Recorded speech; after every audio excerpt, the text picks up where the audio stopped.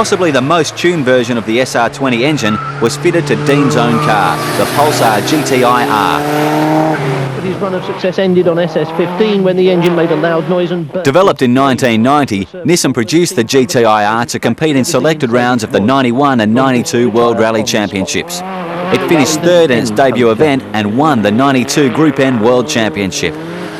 Apart from being full-time four-wheel drive, it's 50 kilos lighter than a WRX and able to run 13.9 seconds in standard trim. Nissan quotes 230 horsepower or around 170 kilowatts, 15 more than a WRX engine. Compared to the current 200SX engine, the GTI-R has a better flowing cylinder head, a larger T28 turbo running 9 psi boost, quad throttle body induction and a massive air-to-air intercooler.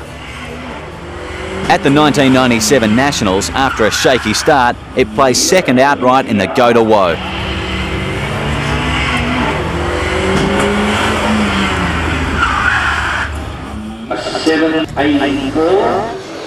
Dean has since fitted intake and exhaust mods, turned up the boost to 16 psi and run a 13.2 at 102 miles per hour.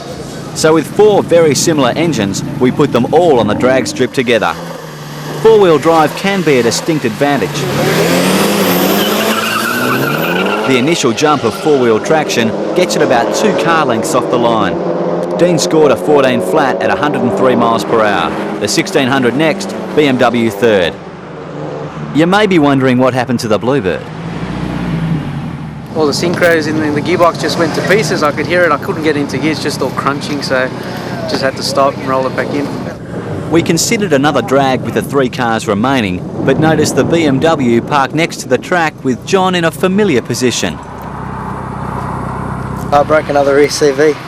So we called it a day. The GTI-R was the quickest, but with the four-wheel drive advantage, that's expected. The other 3 showed the performance readily available from this engine for a quite reasonable conversion cost. I've got out of this for probably $16,000, $17,000, which is a Hyundai XL with a set of wheels, and that's the sort of comparison I draw. I know what I'd rather have.